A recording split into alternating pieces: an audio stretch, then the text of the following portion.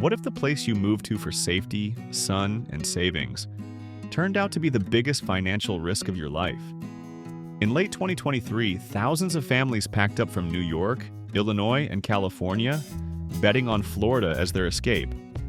Low taxes, no income tax, beachfront homes under $400K.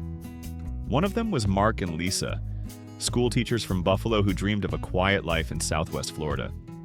They bought a 3-bedroom house in Port Charlotte for $385,000.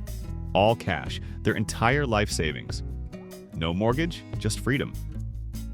They moved in January 2024, watched the sunrise over the Gulf, planted a palm tree, felt for the first time like they were finally home. Then in October 2024, Hurricane Milton hit. A fast-forming Category 3 storm that tore through the same coast they'd chosen for its calm. Winds at 135 mph, rain like bullets, and in minutes, their roof was gone. The house? Unlivable. Insurance? Denied most of the claim. Wind damage not fully covered. Savings? Gone. Now paying for temporary housing, repairs, legal fees. They didn't just lose a roof, they lost their future. And they're not alone. If you've ever thought about buying in Florida, or anywhere on America's increasingly fragile coast, this story is for you. And if you haven't, hit subscribe. Because next week, we're telling another story of a dream that didn't just fade, it was washed away. This story came from a viewer named Lisa. She reached out to us in June 2025, 2 months after finally selling her damaged home in Port Charlotte for less than half what she paid. She wrote, "We didn't just lose a house, we lost our retirement. And no one warned us it could happen this fast." Lisa and her husband Mark had planned this move for years. Both worked as public school teachers in Buffalo. 20 years combined, pensions almost in reach. But between the winters, the rising property taxes, and the feeling that life was passing them by, they started looking south. Florida promised relief. No state income tax. Homes listed for under $400K. Real estate agents calling it the new Midwest haven. They saw videos of retirees walking dogs on the beach, people working remotely from Lanais, communities full of people just like them. So in November 2023, they sold their 2-story in Buffalo for $260,000, cashed out their 401Ks after the penalty, and bought a 3-bedroom, 1-level home in Port Charlotte for $385,000. No mortgage. Debt-free, they told their families. We made it. They moved in January 2024. First morning they had coffee on the lanai.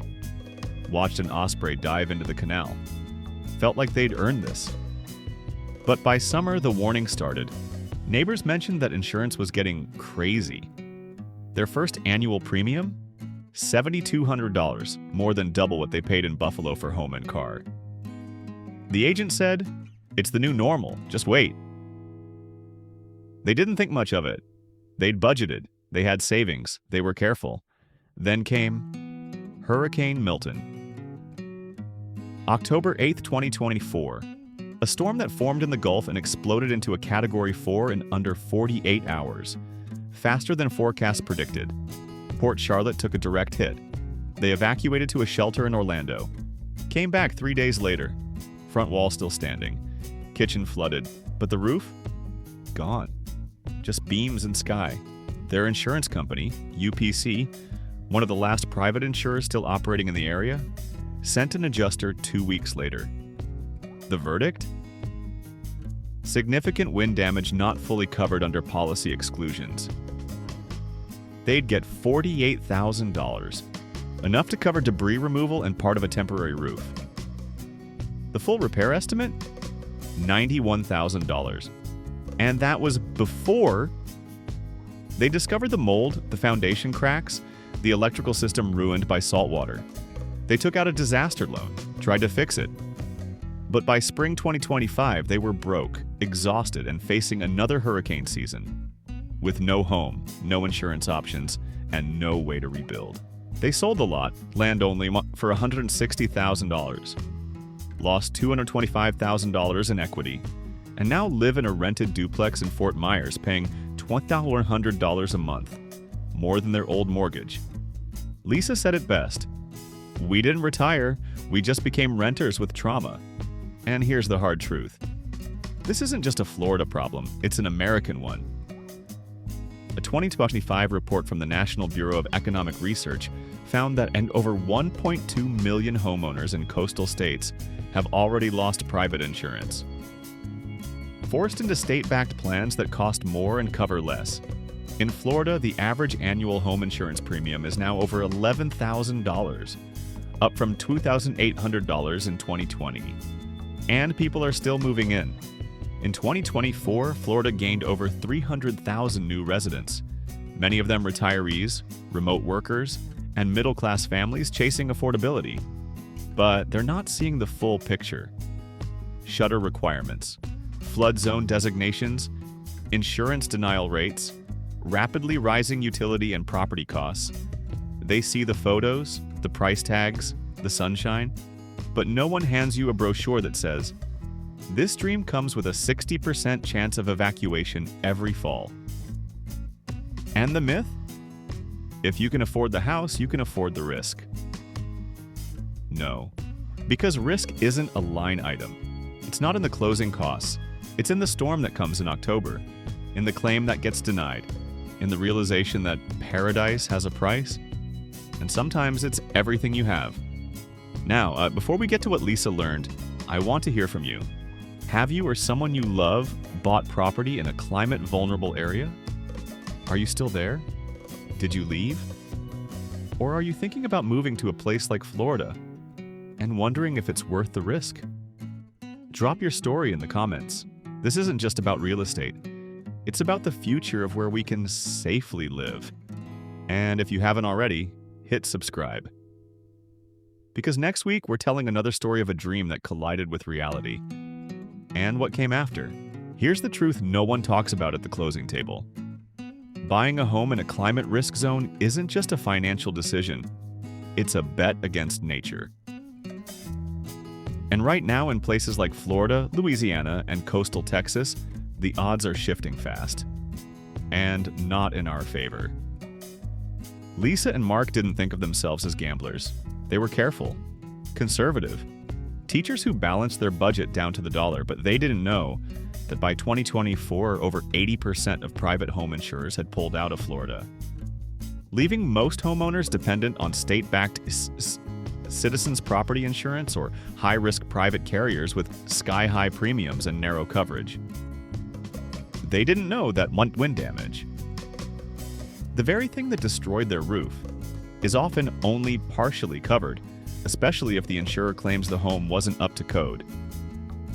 They didn't know that, hurricane deductibles can be 2 to 5% of the home's value, meaning they'd have had to pay $15,000, $20,000 before any payout, even if the claim was approved. And they certainly didn't know that by 2025, 1 in 6 homes in Southwest Florida is either uninsured, underinsured, or in active pre-foreclosure due to storm damage. According to a recent Florida Housing Coalition report, this isn't just about one storm. It's about a system that sells a dream, then leaves people holding the bag when it falls apart. We've created a cycle. 1, people flee high-cost states for affordable places like Florida. 2, demand drives prices up, but so do insurance and maintenance costs. 3, climate risks increase. Insurers pull out, premiums skyrocket. 4, middle-class owners get squeezed out. 5, they sell at a loss, and the cycle repeats with the next wave of hopefuls. And the people most at risk? Not the wealthy with multiple homes, not the investors flipping properties. It's people like Lisa and Mark, the ones who saved, planned, and believed the promise. You can live better here. Now, some will say, they should have known. It's Florida. Hurricanes happen. But here's the myth we need to break. Everyone knows the risks is not the same as everyone can afford the consequences. Yes, hurricanes have always been part of Florida's reality. But what's new is the scale. In 2004, Florida had 4 major hurricanes. Insurers handled it. In 2024, one storm. Hurricane Milton caused over $120 billion in damages, making it one of the costliest in U.S. history.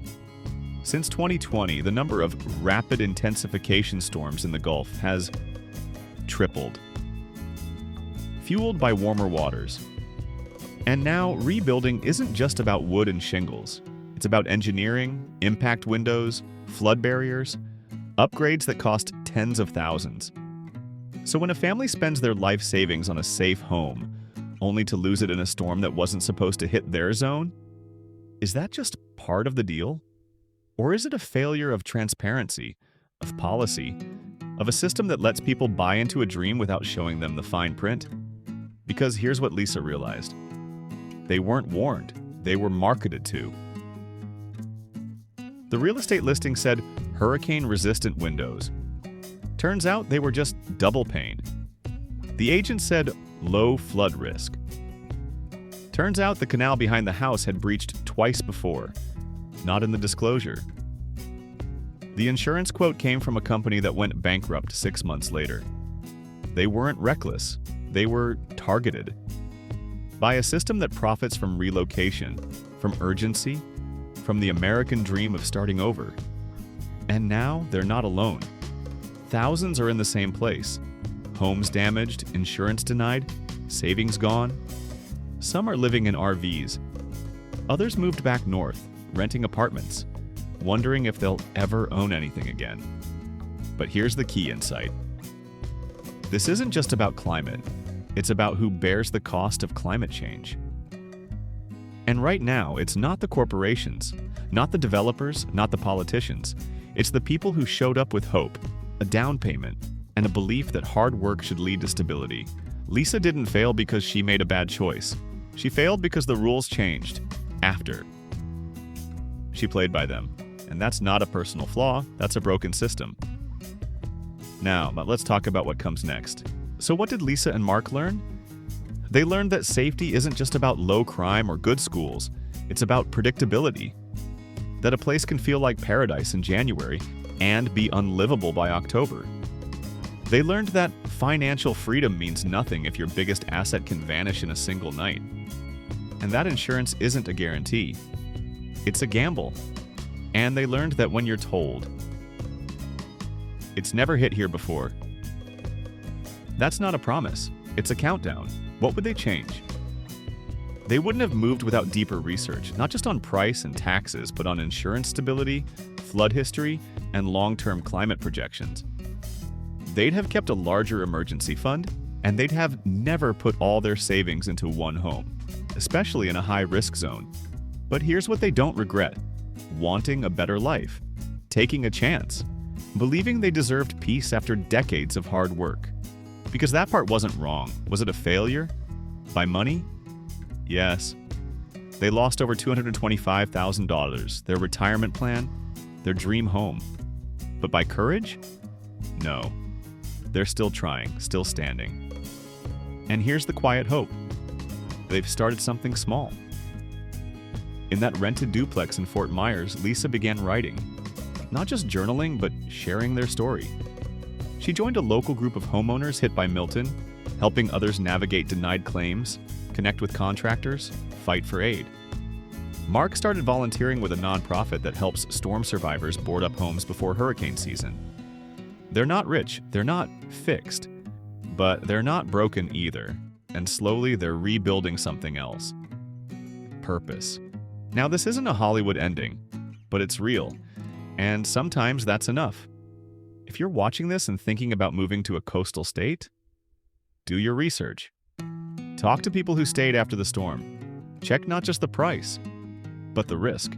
And if you've been through something like this, know you're not alone. Drop your story in the comments. Did you stay? Did you leave? What would you tell your past self? Your words might help someone else avoid the same pain. If this resonated, hit like. It helps others find this video when they're standing at the edge of a decision, or picking up the pieces after one. And if you haven't already, subscribe.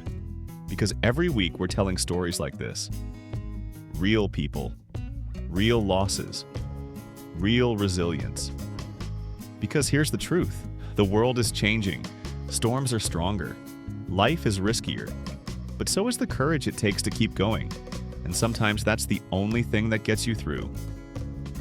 Keep going. You're not where you thought you'd be, but you're still here. And that counts.